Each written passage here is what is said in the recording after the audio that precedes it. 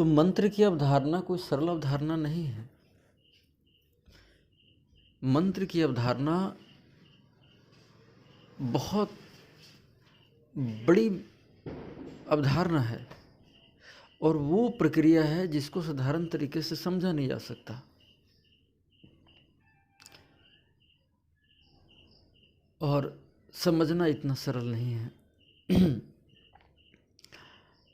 तो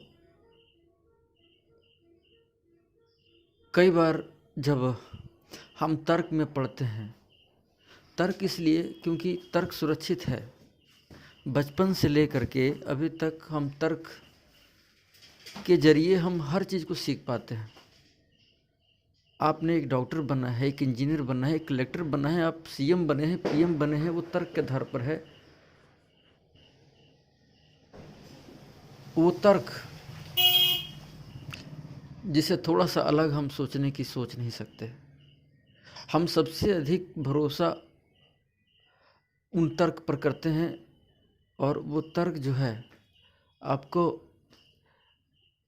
ऐसा लगता है कि उसमें हम अपने आप को सुरक्षित महसूस कर रहे हैं, पर सुरक्षित नहीं है। वो एक ऐसा मार्ग प्रशस्त करता है जहाँ पर कुछ हो नहीं सकता। उसके लिए श्रम, परिश्रम और बेवजह से खुद को झोंकने की प्रक्रिया है। वहाँ पर कुछ नहीं मिलेगा, और मिलेगा भी तो उसकी प्रक्रिया बहुत अजीब है जिसका कुछ संभव नहीं है। मैंने सुना था कि जिंदगी में वो व्यक्ति अच्छे होते हैं या जिंदगी की सार्थकता होती है उनकी, जिनकी ज़िंदगी में बहुत बड़े बड़े कारनामे हों और वो कहते हैं कि मैंने पुरुषार्थ किया है। आप किसी श्लोकों और उच्चारण में मत पकड़िए, नहीं तो आप धोखा खाएंगे। तो हम यही कह रहे हैं कि वो तर्क जिस पर आप विश्वास करते हैं वो ऐसा नहीं है जिस पर हम पूरी तरह से भरोसा कर सकें। ये बहुत ही कठोर बातें मालूम होगा,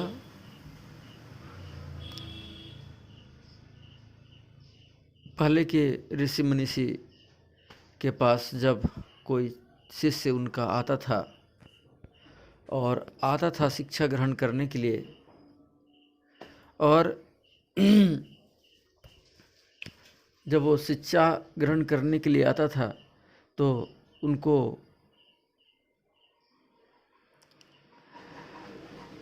उनके स्वभाव को, उनके विचारधारा को लोग पकड़ते थे।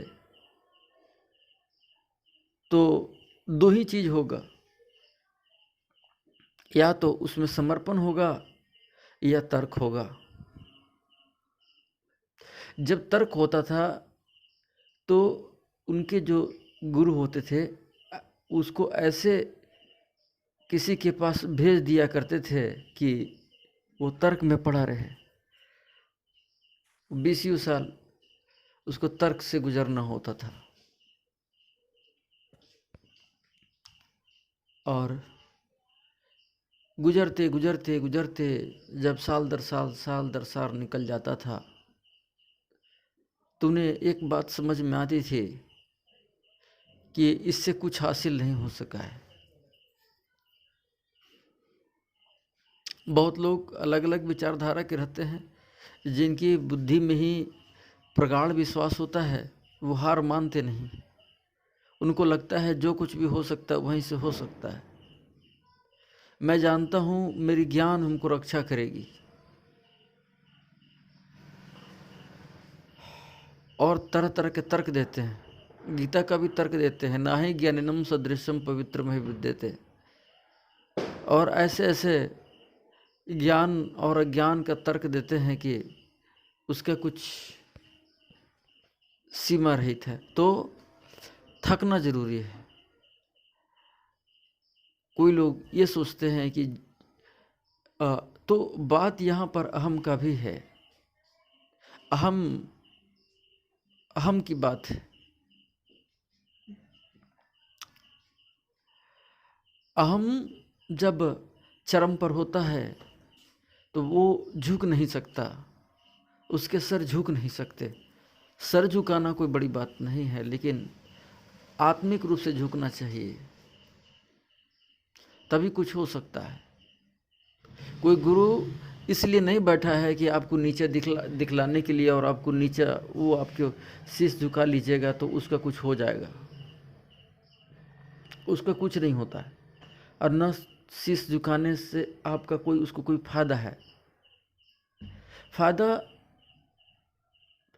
वो आपका सोचता है, क्योंकि जिस बुद्धि से, जिस तर्क के साथ आपका तारतम्य है, जिसके साथ जुड़ाव है, वो शक्तिहीन है। ये बात आप समझ लीजिए। ये बहुत कड़वा सच्चाई है सृष्टि का। ये बहुत कड़वा सच्चाई है।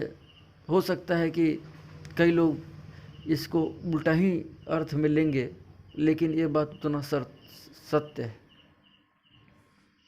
जब तर्क और उसके तौर तरीके आपकी ज़िंदगी में घुल मिल जाएगी, जब तर्क पर ही भरोसा करेंगे, तर्क ही सब चीज़ है, जब बुद्धि ही सब कुछ है, तो उस स्थिति में आपका कल्याण की दिशा में आगे बढ़ना मुश्किल है।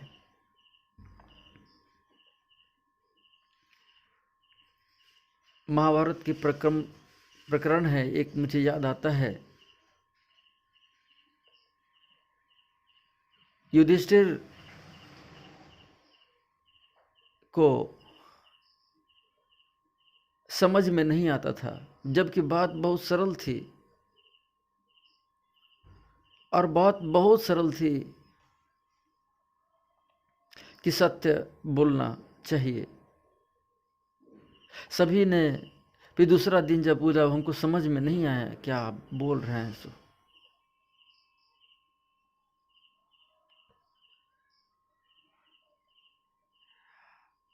बुद्धि की समझ में तुरंत आ जाता है, बाकी पांडवों की समझ में तुरंत आ गया, युधिष्ठिर को समझ में नहीं आया,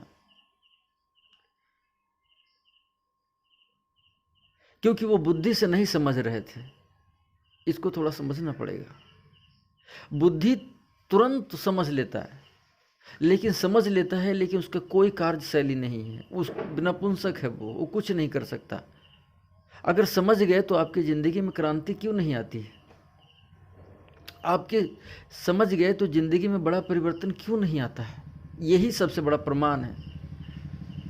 आज तक हजारों सैकड़ों गुरु, महर्षि, ऋषि, प्रवचन करता क्या क्या नहीं समझाए हैं आपको। आपकी ज़िंदगी में परिवर्तन आया? परिवर्तन न तो आया, नहीं आएगा, इसकी पूरा गारंटी है। आ ही नहीं सकता, क्योंकि जो बुद्धि समझ रही है आपके तथ्य को, वो नपुंसक है, उसमें बदलाव लाने की क्षमता ही नहीं है। तो इसीलिए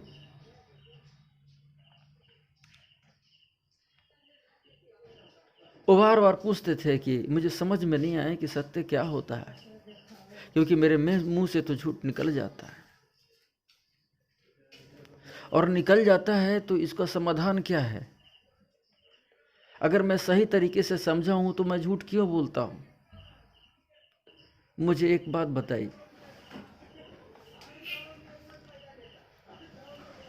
और तो यही बात है, यही अंतर है युधिष्ठिर में और बाकी पांडवों में। बुद्धि कहता है अब मुझे समझ गए, अब नहीं, अब हो गया, अब मुझे समझने का कोई वजह नहीं।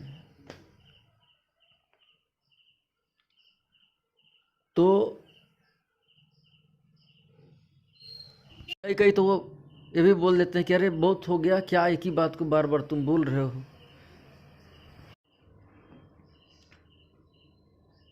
अब कुछ कमजोरियां तो होगी बुद्धि का, तर्क का, बहुत, जो खुद कमज़ोर है तो जाहिर सी बात उसमें कमज़ोरियाँ होंगी, और कमज़ोरियाँ थीं, और कमज़ोरियाँ सार्वभौम सत्य है। वो नई चीज़ चाहता है, यहीं से तो पूरा झंझट है। वो नई चीज़ें, एक जो पुरानी चीज़ें हैं उसको तो वो कभी पकड़ता ही नहीं है। अगर नई नई चीज़ें डेली मिले सुनने को, अखबार में कुछ नया मिले, टेलीविज़न में नया लिए, कुछ नया ज्ञान मिल जाए, कहीं से इंटरनेट से मिल जाए, कहीं से कुछ मिल जाए। इंटरनेट के युग में तो और बहुत सारे कूड़ा कचरा दिमाग में घुसता चला जा रहा है, लोग उस पर बहुत भरोसा कर रहे हैं। तो जीवन में बदलाव का सूत्र बस इतना है कि जब ये बुद्धि समाप्त होगी तभी कुछ किया जा सकता है, नहीं तो कुछ किया नहीं जा सकता। और इसकी कमजोरी यही है कि ये नई बातों को ही चाहता है, पुरानी चीज़ चाहता नहीं। तो इसीलिए मंत्र के ईजाद किए गए थे। मंत्र जो था उसमें एक ही बात को बार बार बार बार बार बार बार बार दोहराया जाता था। ऐसा करने से वो मस्तिष्क के उस बहुत शक्तिशाली हिस्से में वो बात पहुंच जाती थी जो वाकई में एक्टिव है।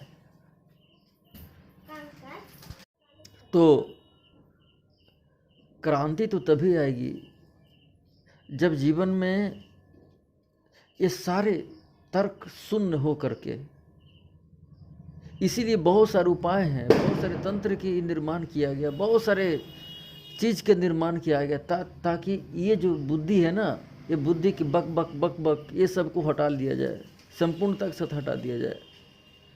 ये जब तक सोएगा नहीं तब तक आगे की प्रक्रिया और आगे का सिस्टम होगा ही नहीं। महात्मा बुद्ध के जो वचन जहाँ सुरक्षित हैं, ओरिजिनल बुक की भी प्रतिलिपि मिलती है। उस बुक में देखेंगे कि हर बात को 3-3 बार बोला गया है। 3 बार से कम बुद्ध कभी बोले ही नहीं। उस समय में 3 बार बोलते थे, आज तो 3000 बार बोलने से भी इंसान की समझ में नहीं आएगा। वैसे बोलने से तो एक ही बार नहीं बोला कि बस समझ गए, अब दोबारा समझने की ज़रूरत नहीं है। तो समझ गए तो क्रांति क्यों नहीं है? समझ गए तो बदलाव क्यों नहीं आ रहा है? तो पुरुषार्थ का सिर्फ मतलब इतना है कि वहाँ तक पहुँचना जहाँ तक बुद्धि पहुँच नहीं पा रही, उस स्रोत को ढूंढना जहाँ से घृणा आता है, जहाँ से क्रोध आता है, जहाँ से भय आता है, जहाँ से वाकई चीज़ ऑपरेट होते हैं। तल जितनी गहरी होती चली जाएगी उतनी आपकी पकड़ और क्रिया करने की शक्ति बढ़ती चली जाएगी। यही विज्ञान है मंत्र का, और इसी मंत्र का विज्ञान गुरु करते हैं। इसीलिए जो शिष्य समर्पित होकर गुरु के पास आते हैं उनके लिए आसान हो जाता है। वो सिर्फ सर नहीं झुकाता, वो अपने अंदर की जो मुखौटा है उस मुखौटे को उतार के फेंक देता है और सर्वस्व कर करके अपनी अंतर्यात्मा की ओर प्रवृत्त होता है। तो यही है पुरुषार्थ। कई लोग बोलते हैं धर्म अर्थ काम मोक्ष पुरुषार्थ है, लेकिन मैं कहता हूँ मोक्ष जो सबसे बड़ा पुरुषार्थ है उसकी यात्रा यहीं से शुरू होता है। तो इस बात को समझिए। अगर आप भी प्रबल बुद्धिवादी हैं तो आप खतरे की घंटी आपके सामने है। मैं जानता हूँ आप मेरी बात से सहमत होंगे या नहीं होंगे, मुझे कोई फर्क नहीं पड़ता कि आप सहमत होते हैं या नहीं होते हैं।